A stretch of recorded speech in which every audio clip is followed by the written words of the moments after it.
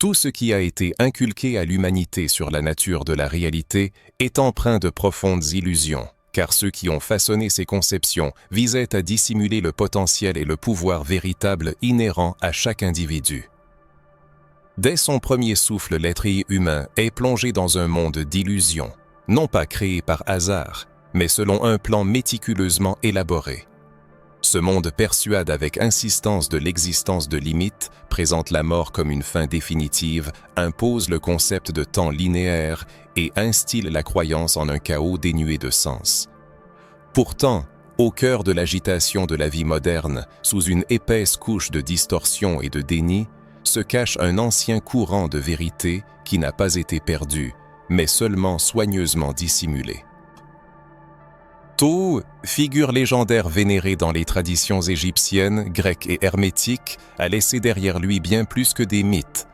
Un guide exhaustif, un système cohérent et un plan précis pour maîtriser la réalité. Ces connaissances ont été délibérément ensevelies sous les décombres des dogmes académiques et des demi-vérités spirituelles. Il ne s'agit pas de mantras inoffensifs ou de citations adaptées pour les réseaux sociaux, mais d'enseignements authentiques et révolutionnaires, capables de transformer non seulement la pensée, mais l'essence même de l'être. Une fois ces vérités révélées, il n'y a plus de retour en arrière possible.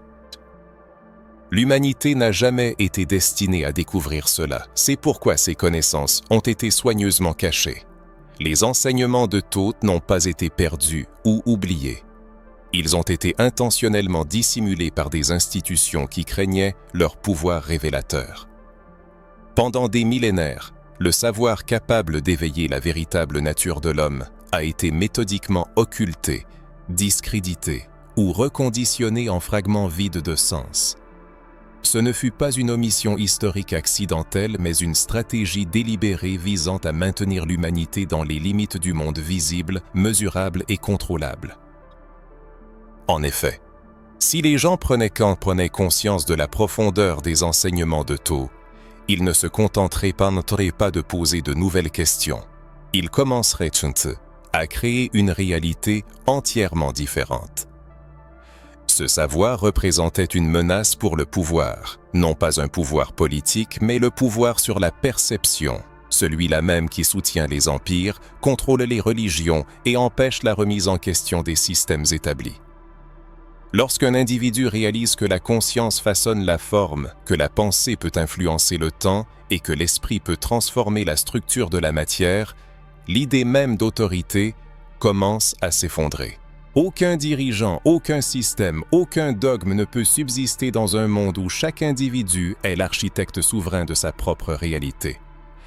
C'est précisément pour cette raison que le plan de Thoth a été codé en symboles, métaphores, figures géométriques et énigmes, afin qu'il puisse être préservé sans être assez évident pour être détruit.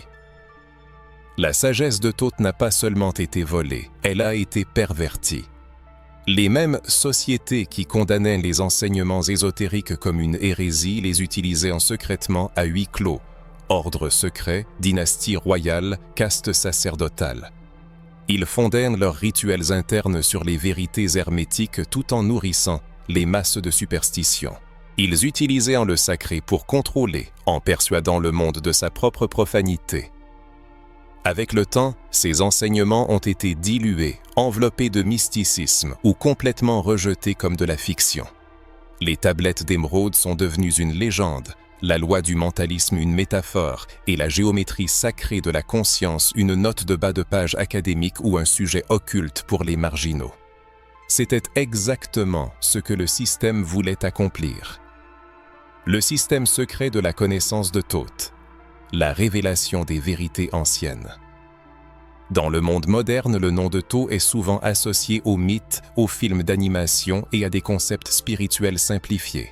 Cependant, en approfondissant l'étude de son héritage, on peut découvrir derrière le bruit de fond superficiel les contours d'un système complexe de compréhension de la réalité, fondé non pas sur une foi aveugle, mais sur une exploration active. Les œuvres de Thoth ne sont pas des dogmes religieux, mais une sorte de plan quantique habilement déguisé.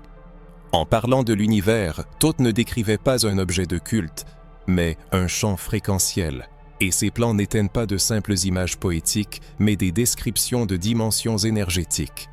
Ces écrits ne sont pas un recueil d'histoires, mais des instructions détaillées. Il est important de noter que ce système de connaissances n'était pas destiné à rester caché pour toujours. Il a été conçu pour le moment où l'humanité atteindrait un certain degré de préparation. Et peut-être ce moment est-il arrivé. Sinon, pourquoi seriez-vous ici à écouter ces mots, éprouvant un vague sentiment de souvenir de quelque chose qu'on ne vous a jamais enseigné? Les enseignements originels de Thoth se concentrent sur l'esprit et non sur le cerveau. Son principe clé, le tout est esprit, ne doit pas être compris comme une métaphore, mais comme la constatation d'un fait. La réalité est fondamentalement mentale. Tout ce que nous voyons, touchons, ressentons et croyons existe dans un champ de conscience, et notre perception joue le rôle d'une lentille qui façonne cette réalité. On nous a appris à croire en l'existence d'un univers physique où nos pensées ne sont rien de plus qu'un bruit personnel et insignifiant dans notre tête. Cependant, Thoth affirmait le contraire. La pensée est l'architecte de l'expérience, la fréquence en est le plan, l'émotion le carburant, et la croyance, la clé de la manifestation.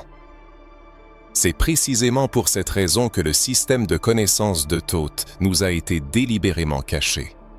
Tous les mécanismes de la société moderne, de l'éducation au divertissement, en passant par la religion et même le langage, visent à nous séparer de notre capacité à façonner la réalité.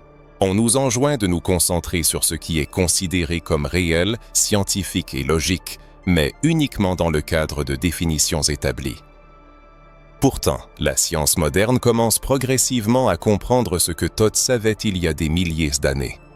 La physique quantique confirme les anciennes notions mystiques selon lesquelles l'observation influence le résultat. L'intention peut modifier la matière, le temps n'est pas linéaire et l'énergie réagit à la conscience.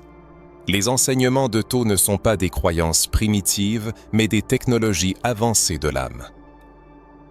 Les vérités contenues dans son enseignement représentent une menace pour le système de pensée moderne, car elles clarifient un point essentiel. L'être humain n'est pas le serviteur du système, il est le système lui-même. Et dès qu'il se souviendra comment y accéder, tout changera. L'univers n'est pas composé de matière, mais d'esprit. Ce n'est pas une simple affirmation philosophique, mais une loi fondamentale de la physique. C'est ce que Thoth enseignait bien avant que la science ne puisse le confirmer.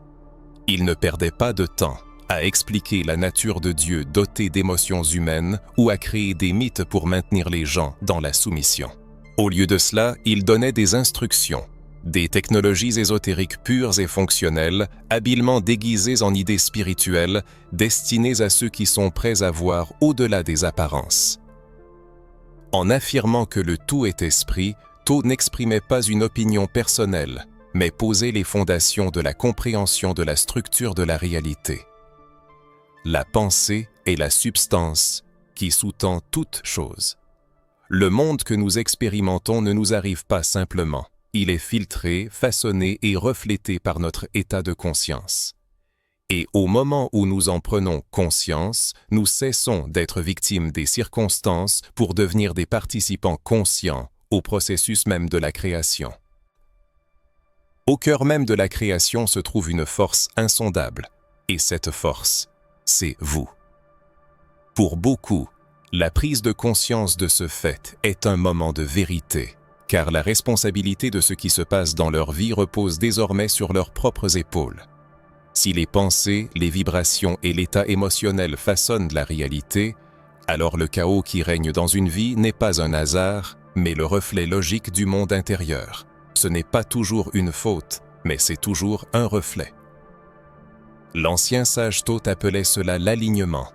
Il enseignait que lorsque les pensées, les sentiments et les actions sont en harmonie avec les lois de l'univers, la réalité s'ajuste à la personne plutôt que de s'y opposer.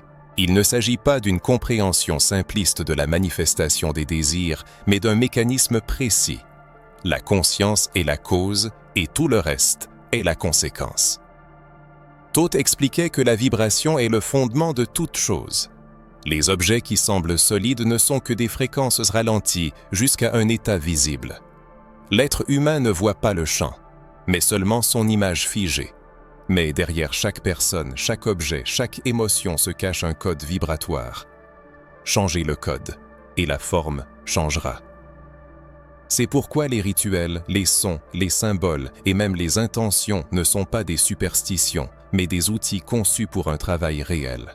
Les anciennes civilisations n'étaient pas primitives. Elles parlaient simplement le langage des symboles, car une vérité aussi puissante ne peut être transmise à tous. Elle doit être activée. La science moderne appelle cela la théorie quantique des champs. Tôt l'appelait le grand plan mental. L'essence est la même. Le champ réagit à la conscience.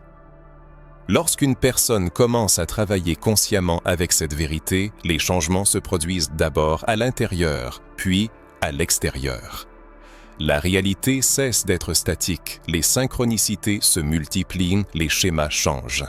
La magie dont on se moquait ou que l'on craignait autrefois se manifeste comme une loi en action. La foi n'est pas nécessaire, l'alignement l'est. Les enseignements de Tao vont au-delà de la simple création de la réalité. Ils montrent comment le faire de manière pure, sans égoïsme, manipulation ou préjudice à sa propre évolution. La conscience, comme la nature, obéit à des lois. Tao enseignait que les mêmes principes qui régissent le mouvement des planètes régissent également l'esprit humain.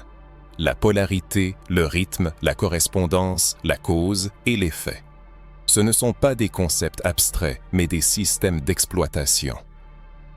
Quand une personne n'est pas en harmonie avec ses lois, la vie semble instable, chaotique et imprévisible.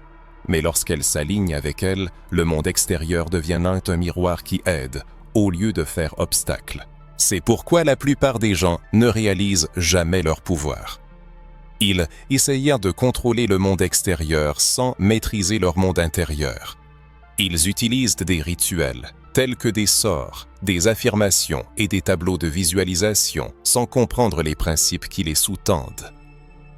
Tao enseignait que le pouvoir sans la sagesse est destructeur. C'est pourquoi la véritable connaissance ésotérique a toujours été dissimulée derrière l'initiation. Il ne s'agit pas de secret, mais de responsabilité. Si une personne est capable de changer la réalité en changeant son esprit, alors la qualité de ses pensées devient son devoir sacré. On a enseigné aux gens que la spiritualité est séparée de la science et que la conscience n'est qu'un sous-produit des processus chimiques du cerveau. Mais Tao a montré que la conscience est première, que tout ce qui est physique émerge du mental et non l'inverse. Cela renverse complètement la vision matérialiste du monde. Renverser le monde. Comment le temps et la conscience façonnent la réalité.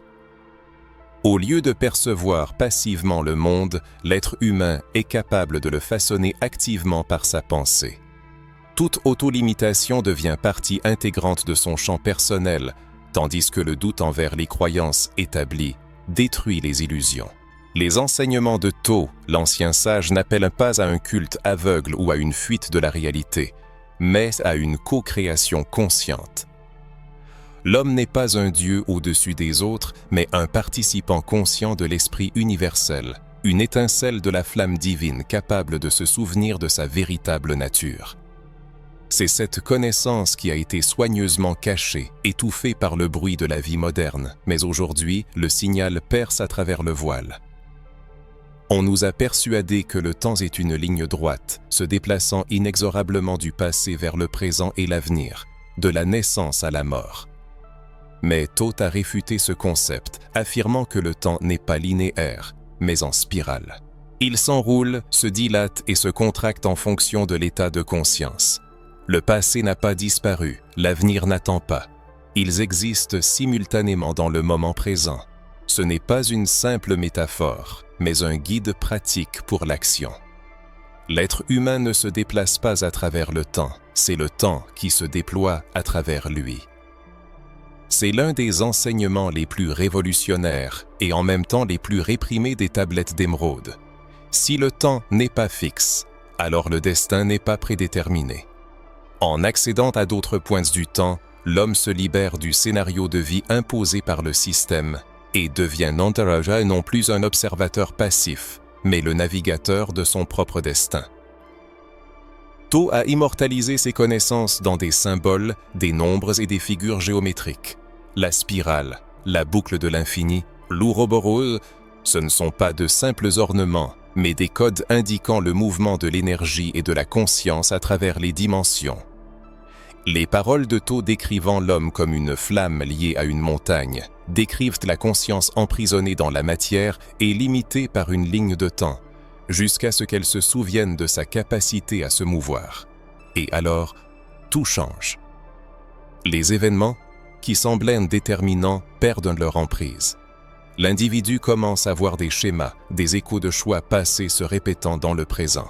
Le déjà-vu, les rêves, l'intuition, les changements émotionnels soudains ne sont pas des dysfonctionnements, mais des fuites, des moments où la spirale du temps s'effondre, brisant l'illusion linéaire.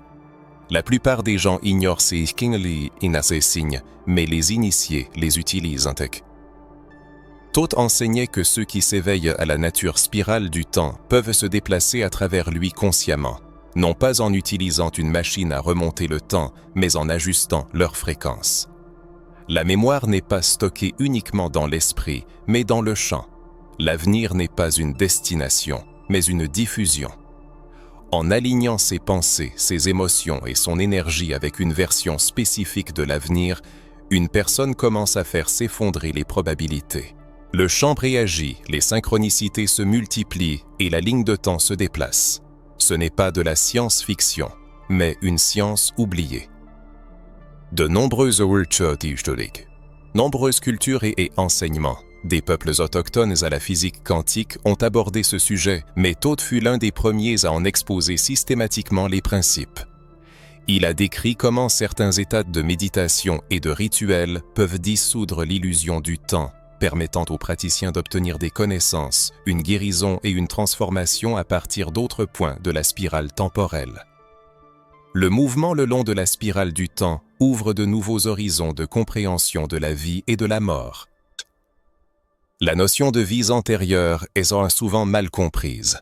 Il ne s'agit pas d'événements survenus autrefois, mais de réalités parallèles se déroulant sur une autre boucle de la même spirale temporelle. Cela signifie que l'être humain n'est pas enchaîné au passé. Les traumatismes, les programmes appris et les limitations ne sont pas immuables. Ils peuvent être réécrits en accédant au point de basculement clé. Une telle capacité à gérer les cycles temporels permet de descendre de la roue du karma, du destin et des répétitions, qui ne gouvernent que ceux qui avancent à l'aveugle. En se souvenant de la vraie nature du temps, l'homme commence à vivre consciemment, non pas en réagissant, mais en répondant, non pas en attendant, mais en créant. Le système moderne maintient les gens prisonniers du temps linéaire en utilisant des réveils, des horaires de travail de 9 à 5, des délais et des emplois du temps. Ces outils ne sont pas créés pour améliorer l'efficacité, mais pour asservir. La biologie, les émotions et les pensées sont synchronisées avec des rythmes artificiels, nous faisant croire en leur naturalité. Cependant, au plus profond de l'âme, subsiste le souvenir d'un autre tempo, du bourdonnement en spirale et du pouls de l'univers. C'est pourquoi les moments d'émerveillement, d'inspiration, d'amour et de créativité semblent hors du temps, car ils le sont. Le temps n'est pas un ennemi, mais un environnement. Les anciens enseignements proposent de cesser de percevoir le temps comme une prison et de commencer à l'utiliser comme une toile pour la création. L'être humain se trouve toujours exactement là où sa fréquence vibratoire doit être, et il peut la changer, changeant ainsi tout le reste. La tâche n'est pas de suivre passivement la spirale, mais de s'y déplacer consciemment, avec présence et pouvoir. À ce moment-là, le temps commence à obéir. La mort est souvent utilisée comme une arme psychologique. Dès l'enfance, on apprend aux gens à la craindre, à y voir une fin, un vide et une extinction. Cette peur n'est pas accidentelle, car une personne qui craint la mort devient docile et s'accroche aux systèmes, croyances et autorités qui promettent la sécurité, même si elle est fausse. Cependant, les connaissances anciennes n'appellent pas à la peur, mais au souvenir. La mort n'est pas une fin, mais une porte, une transition et un changement de fréquence. Ce n'est pas une disparition, mais une transformation. La mort est un grand portail, un passage d'un plan d'existence à un autre. Il existe de multiples couches de l'être, chacune plus subtile que la précédente. Le corps physique marseillais n'est qu'une enveloppe extérieure, un vaisseau à travers lequel la conscience expérimente la densité. Après la destruction du corps, la conscience ne disparaît pas, mais passe à la bande de fréquences suivante, dans les plans astraux et éthériques. Ces dimensions ne sont pas des mondes imaginaires. Elles sont aussi réelles que le monde physique, mais fonctionnent à des vitesses, des densités et selon des lois différentes. Les sens de l'homme sont réglés pour percevoir le matériel, c'est pourquoi il ne voit pas ses plans. Cependant, l'âme s'en souvient toujours, c'est cette mémoire que le système s'efforce de réprimer. Si les gens réalisaient que leur conscience est immortelle et indestructible, il serait impossible de les contrôler. Ils cesseraient de gaspiller leur vie dans la peur de l'inconnu et de vendre leur temps pour une illusion de sécurité, et commenceraient à poser les questions importantes et à vivre avec un but et non par contrainte. La mort, comme enveloppée d'un voile de mystère, inspire une crainte respectueuse et impose le silence. Cela vient du fait qu'une vision claire de la mort peut changer notre perception de la vie, nous obligeant à réévaluer nos soucis et aspirations futiles. Thoth, le sage guide, n'entretenait pas d'illusions romantiques sur la mort, mais la traitait avec un profond respect. Il enseignait que la mort est une frontière sacrée que l'on peut traverser consciemment ou dans un état d'oubli. La plupart des gens, selon lui, franchissent ce seuil comme des somnambules, mus par la peur ou le regret, empêtrés dans des attachements non résolus. Cependant, ceux qui s'éveillent à la vie sont capables de s'éveiller aussi à la mort. Grâce à la préparation, à la méditation et à l'alignement spirituel, l'âme acquiert la capacité de transporter la mémoire, la clarté et l'intention au-delà du voile de la mort. Ce n'est pas une religion, mais plutôt un art de la navigation dans l'inconnu. C'est pourquoi les enseignements de Thoth accordaient une attention particulière à la maîtrise énergétique.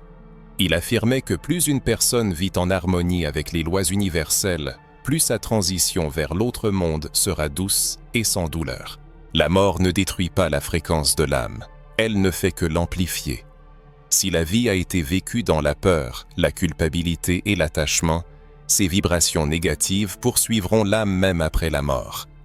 Inversement, si la vie a été remplie de conscience, de clarté et de création, ces états positifs seront transférés dans l'au-delà non pas comme une récompense ou une punition, mais comme une résonance naturelle.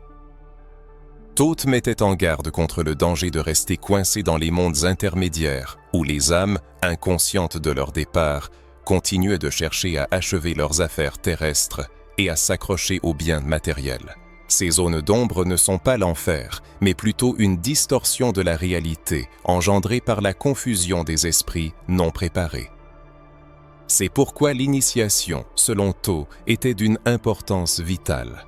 Non pas comme un moyen de rejoindre un groupe quelconque, mais comme un moyen d'acquérir la souveraineté dans toutes les dimensions, de se connaître non seulement dans le miroir du monde physique, mais aussi dans l'espace sans miroir au-delà de la forme.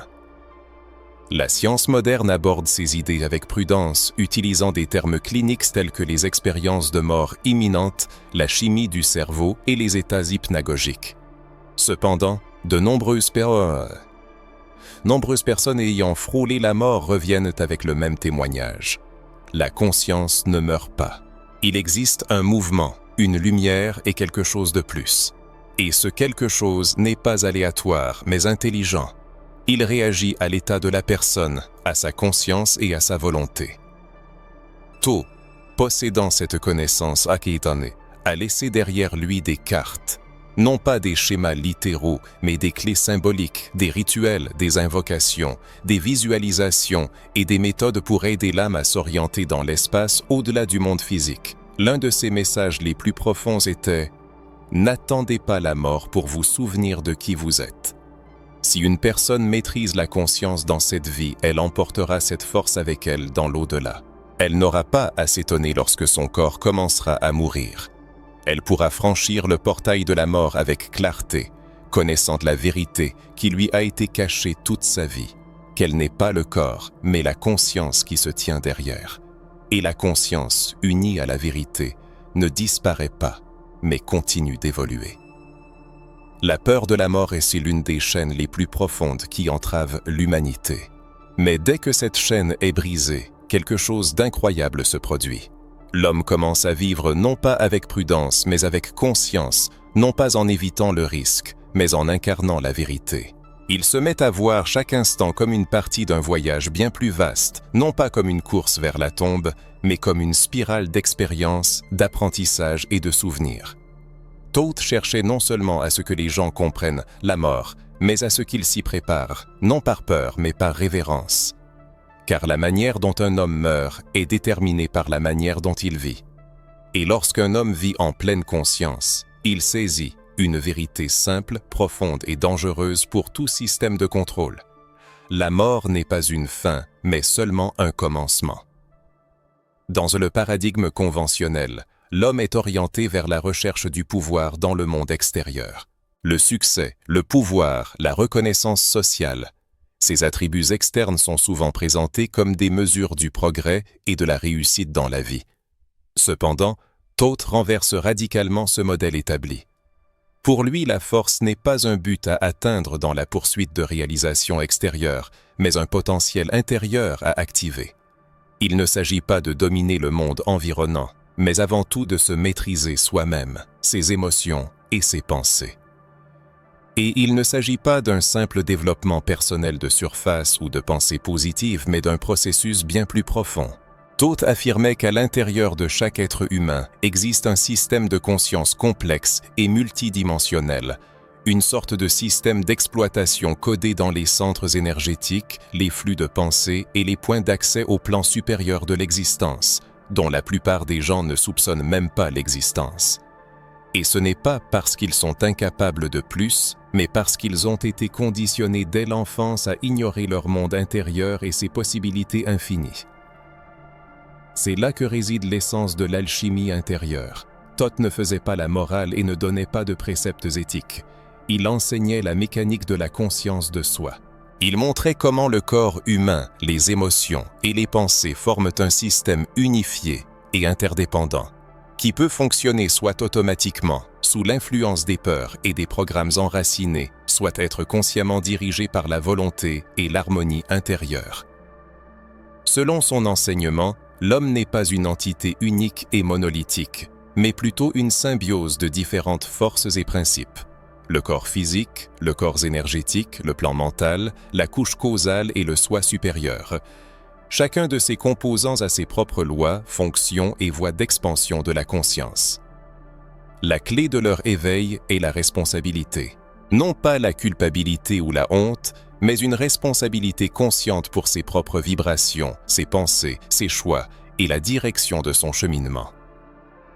Thoth ne promettait ni le salut ni la libération des problèmes. Il proposait des outils pour la connaissance de soi et la transformation. Rituels, affirmations, pratique du silence, exercice de respiration, géométrie et son. Ce n'étaient pas de simples éléments esthétiques de pratiques spirituelles, mais des instruments efficaces pour accorder sa propre fréquence. Car la maîtrise de soi est en essence un réglage fin. La plupart des gens ne sont pas brisés, mais simplement désorientés. Leurs systèmes internes sont déséquilibrés. Leurs corps émotionnels sont prisonniers de traumatismes non résolus. Leurs champs mentaux sont obscurcis par les distractions et les peurs, et leurs systèmes énergétiques sont affaiblis par une déconnexion d'avec eux-mêmes. En conséquence, ils avancent dans la vie comme un signal déformé et s'étonnent que rien ne fonctionne. Mais dès que le travail intérieur commence, non pas pour l'apparence mais pour se souvenir de soi, la personne réalise à quel point sa personnalité est façonnée par des éléments empruntés. Les croyances, les déclencheurs, les schémas de comportement, tout cela est hérité, absorbé et reproduit automatiquement. Et au moment où l'on commence à remettre en question ces constructions imposées, on crée l'espace pour que son véritable soi se manifeste. Thoth appelait cela le retour au centre. Un processus de désapprentissage, d'élimination du bruit informationnel et de réajustement de sa fréquence fondamentale en accord avec le plan supérieur inscrit en chacun de nous. Il enseignait que la maîtrise n'est pas le contrôle du monde extérieur, mais la cohérence intérieure. Plus une personne aligne ses systèmes intérieurs, plus il lui est facile d'avancer dans la vie. Non pas parce que la vie devient plus simple, mais parce qu'elle cesse de résister à ce qui se passe. Elle cesse de gaspiller son énergie à être quelqu'un qu'elle n'est pas et à chercher l'approbation de systèmes qui profitent de son insécurité. Et dans ce silence et cette clarté, sa véritable force commence à se manifester. La véritable force de l'homme ne réside pas dans les manifestations extérieures, mais dans une profonde transformation intérieure. Il est courant de penser que l'illumination est un point final, un état fugace d'extase ou de révélation. Cependant, selon les conceptions de Thoth, il s'agit plutôt d'un processus continu de perfectionnement de soi, s'étendant sur de nombreuses vies, semblable à une flamme lente mais inextinguible. Thoth avertissait que l'ego peut déformer ce chemin, substituant l'orgueil au véritable objectif et un sentiment de supériorité à la véritable perspicacité. C'est pourquoi l'humilité n'est pas un signe de faiblesse, mais un guide fiable. Sans elle, l'homme ne devient pas un chercheur de vérité, mais un simple collectionneur d'idées, utilisant des termes spirituels pour dissimuler ses blessures d'âme. La véritable maîtrise n'a pas besoin d'être démontrée, elle se manifeste en silence. Le paradoxe est que plus une personne s'immerge dans son monde intérieur, plus elle prend conscience de l'absence d'un « je » séparé. Celui qui observe, qui choisit, qui aspire au développement n'est pas une personnalité au sens habituel du terme, mais une pure conscience, un observateur qui s'écoule derrière le masque du caractère. Lorsque cette conscience s'éveille, la personne cesse de chercher l'approbation du monde extérieur, car elle réalise qu'elle a un accès inné à quelque chose qui se situe au-delà des 5 sens, au-delà de l'approbation et des limitations. Personne ne peut accorder cela. On ne peut que rappeler son existence. Les enseignements de Thoth n'offrent pas le confort. Ils proposent la vérité, parfois abrupte et conflictuelle, mais toujours libératrice. Il comprenait que tant qu'un homme ne se maîtrise pas lui-même, le monde le maîtrisera. Les systèmes en place, l'éducation, les médias, la religion, la culture, tirent profit de la désunion des gens en encourageant la distraction, en capitalisant sur l'insécurité, en glorifiant la forme extérieure et en réprimant la profondeur. Si une personne ne reconquiert pas son espace intérieur, celui-ci sera rempli de bruit, de peur, de fausses idoles et de promesses irréalisables. En s'engageant sur la voie de la véritable maîtrise et non de son imitation ostentatoire, une personne devient dangereuse pour le système. Non pas par son éclat, mais par la clarté de sa conscience, non pas par sa rébellion, mais par sa mémoire éveillée.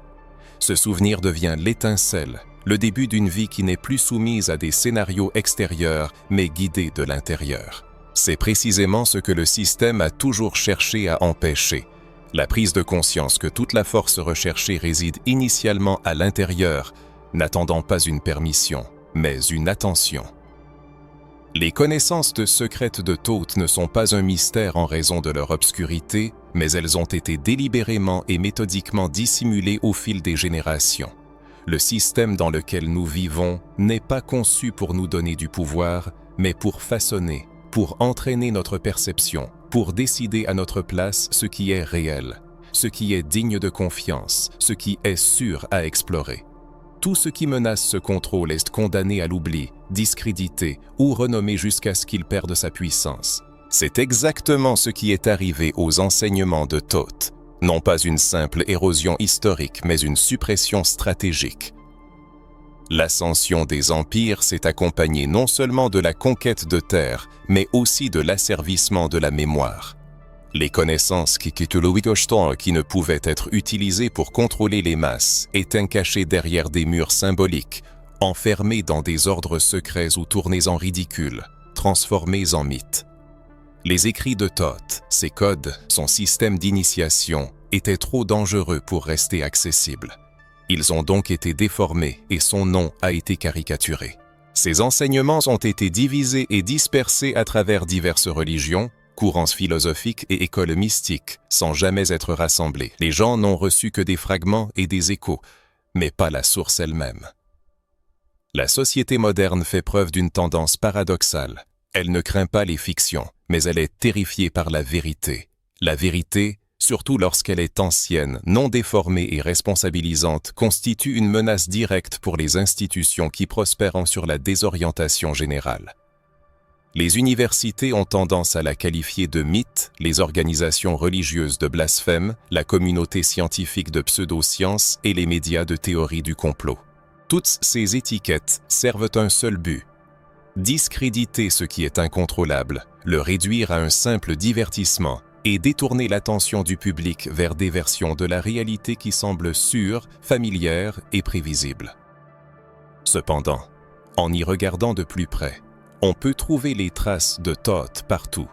Elles apparaissent dans des solutions architecturales, dans le symbolisme gravé sur les bâtiments gouvernementaux et les monuments. Elles résonnent à voix basse dans le langage des sociétés secrètes, dont beaucoup ont été fondées sur des principes hermétiques avant d'être transformés en institutions de contrôle. On les retrouve dans les motifs de la géométrie sacrée, dans la structure des œuvres musicales, dans les proportions du corps humain. On peut les trouver dans les principaux textes religieux, cachés derrière des paraboles et un langage poétique, mais jamais entièrement révélé, jamais présenté sous leur vrai jour. Comme un manuel d'instruction pour un être humain qui a conservé le souvenir de son essence. La raison de cette dissimulation réside dans le fait que le contrôle repose sur l'oubli. Si une personne oublie que ses pensées façonnent la réalité, elle ne remettra jamais en question les raisons de la stagnation de sa vie. Si elle oublie la nature spirale du temps, elle manque l'occasion d'analyser les schémas récurrents. Si elle oublie que la mort n'est qu'une transition, elle est prête à tout pour l'éviter, même au prix d'une vie de mensonge. L'oubli est devenu la valeur cardinale de la civilisation moderne. C'est pourquoi le confort est proposé avec insistance à chaque tournant. Des croyances confortables, des divertissements agréables, une version commode de l'histoire dans laquelle le véritable pouvoir n'a jamais appartenu à l'individu. En réalité, le système moderne n'a plus besoin de censurer directement ses enseignements.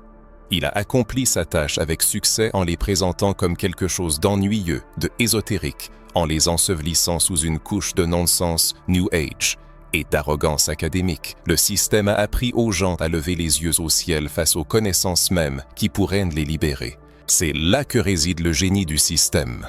Il n'a pas détruit la vérité, il l'a simplement cachée sous une épaisse couche de bruit informationnel. Cependant, la situation change progressivement.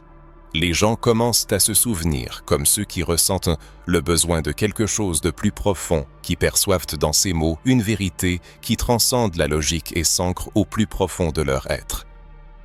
Ce n'est pas un hasard, mais une résonance. Peut-être pas dans le corps physique, mais dans la conscience.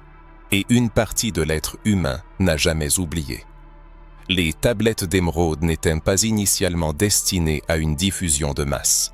Elles s'adressaient à ceux qui posent les bonnes questions, qui voient à travers le voile des illusions, qui ressentent le poids de la tromperie mondiale et se demandent « Est-ce que c'est tout ce qu'il y a ?»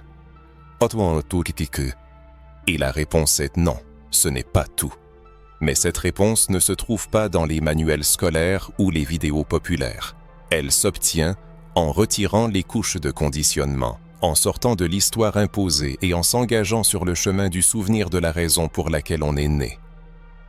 C'est précisément pour cette raison que certaines forces cherchent à dissimuler les connaissances liées à la mémoire. Un homme qui possède un souvenir clair de sa véritable nature devient ingouvernable. Il est impossible de le plier à de faux objectifs et de le manipuler. Il ne cède pas à l'instinct grégaire et ne se laisse pas enfermer dans des systèmes de croyances qui le privent de sa liberté personnelle.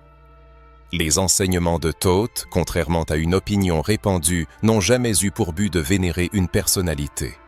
Leur véritable objectif est d'aider chaque individu à revenir à la conscience de son dessein originel, à la compréhension de son rôle non pas comme un consommateur passif ou un disciple aveugle, mais comme un créateur actif et conscient de sa propre réalité. Au moment où un nombre suffisant de personnes s'éveilleront à cette conscience, le système existant, fondé sur le contrôle et la manipulation, commencera à s'effondrer. Pour entreprendre ce voyage, il n'est pas nécessaire de rejoindre des sociétés secrètes ou de participer à des rituels complexes. L'initiation de Thoth ne commence pas dans des temples ou par la prononciation de mots incompréhensibles.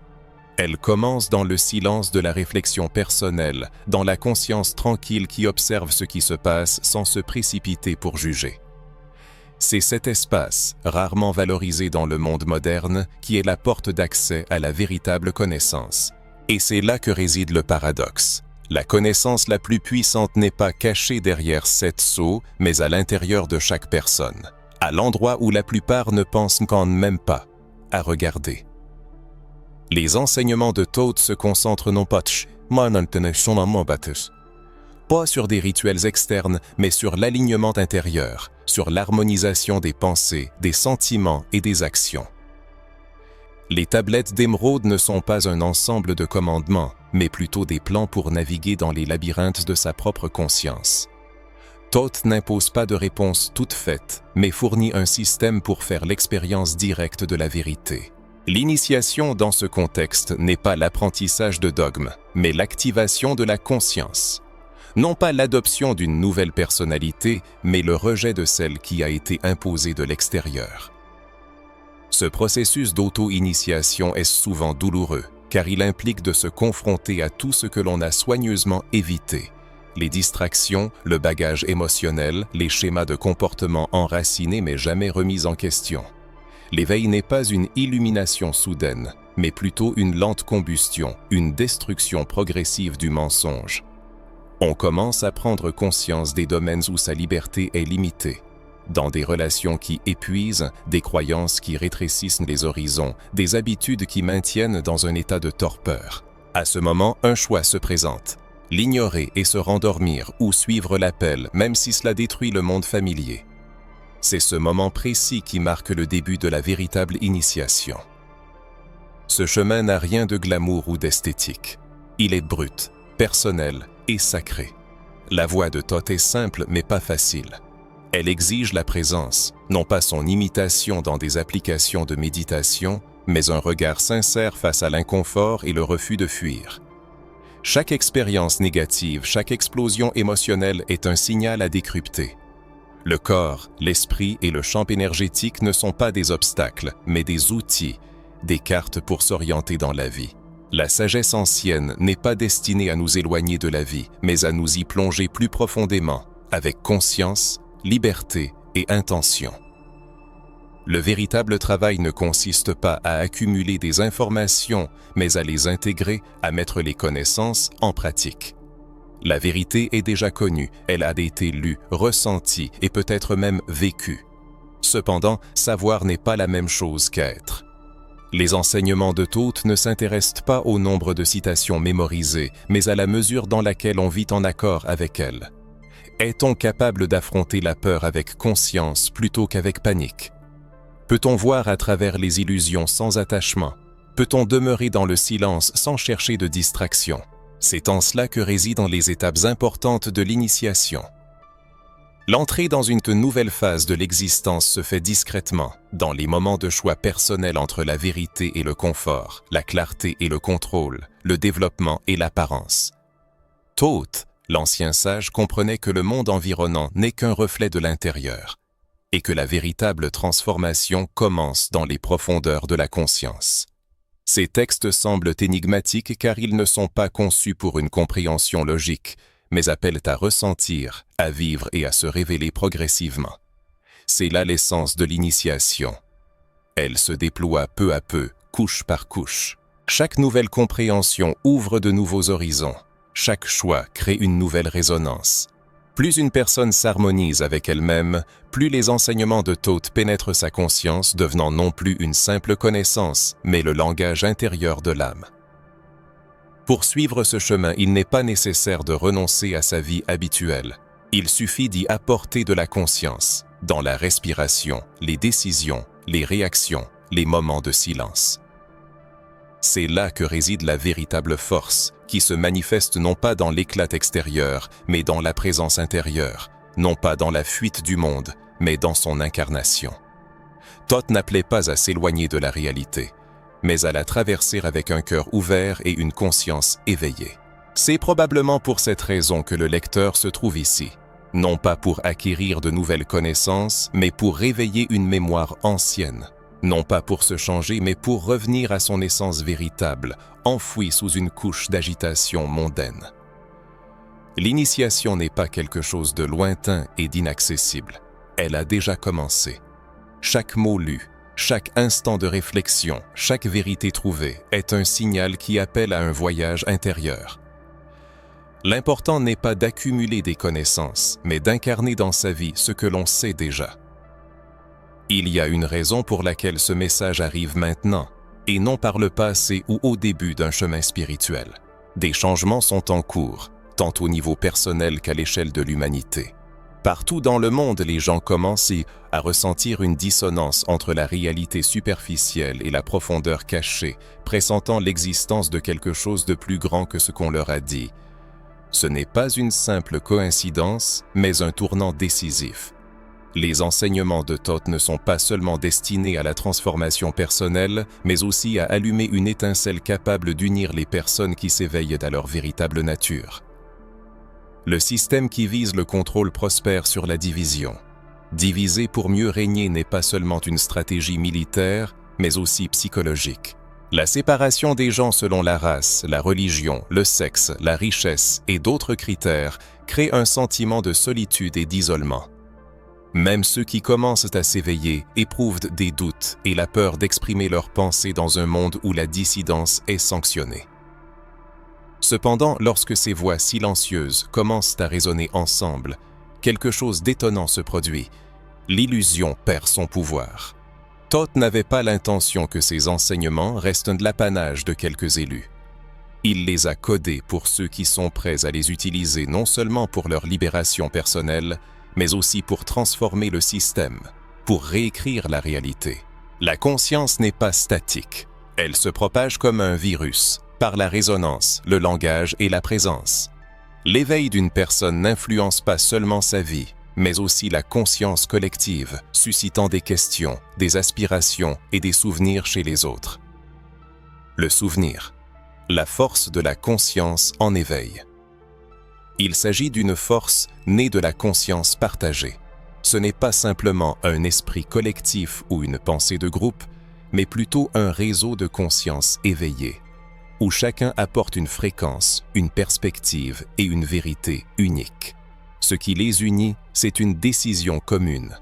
Refuser le contrôle extérieur. Cette détermination multipliée par le nombre devient une force puissante, non pas une rébellion, mais une révélation.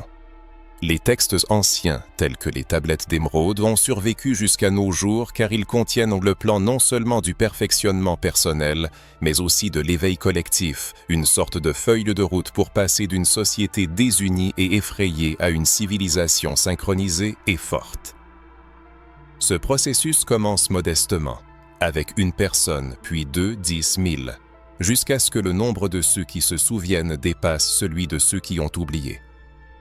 Lorsque cela se produira, les systèmes fondés sur la peur et le contrôle commenceront à s'effondrer, car ils ne survivent que dans un état d'inconscience. Chaque mouvement, chaque révolution, chaque tournant historique a commencé de la même manière, par une idée dont le temps est venu.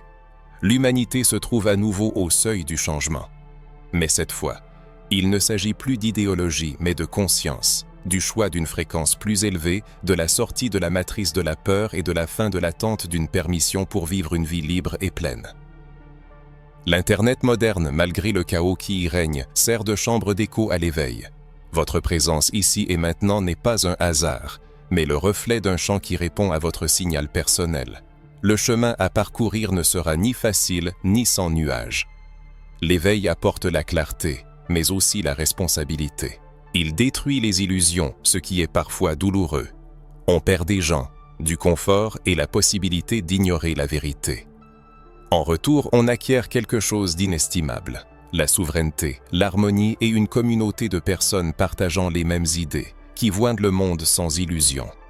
Le sentiment de solitude disparaît, remplacé par la conscience de faire partie de quelque chose d'ancien, de puissant et d'ascendant. L'être humain n'est pas fait pour la solitude. Le système nous a fait croire le contraire pendant des siècles. Mais les enseignements de Tho nous rappellent l'inverse. Les êtres humains sont des fractales d'une seule et même source, dispersés dans le temps et l'espace, se réunissant grâce à la fréquence du souvenir. Le moment présent fait partie de ce retour, et ce n'est que le début. Tout cela n'est pas nouveau, cela en a seulement l'apparence. Ce sentiment qui monte dans votre poitrine a ces mots. Cette connaissance silencieuse derrière les pensées, lorsque chaque enseignement se révèle, ce n'est pas une découverte, mais une reconnaissance. Vous n'apprenez pas quelque chose d'étranger, vous vous souvenez de ce qui a toujours été en vous. Les enseignements de Tho ne visent pas à impressionner l'intellect, mais à réveiller la part de vous que le monde s'est efforcé d'endormir. Et maintenant, cette part se réveille. Les enseignements de Tho ne sont ni une liste de tâches, ni des anecdotes, ni des curiosités historiques. Ils n'existent pas pour décorer une étagère ou pour nourrir un sentiment de supériorité spirituelle, mais pour l'initiation, l'activation et la recalibration. Ce ne sont pas de simples idées, mais des clés, chacune ouvrant une porte verrouillée dans votre psyché. Ces portes n'ont pas été scellées par hasard, mais par dessein, par un système qui savait à quel point les gens deviendraient puissants s'ils les ouvraient un jour.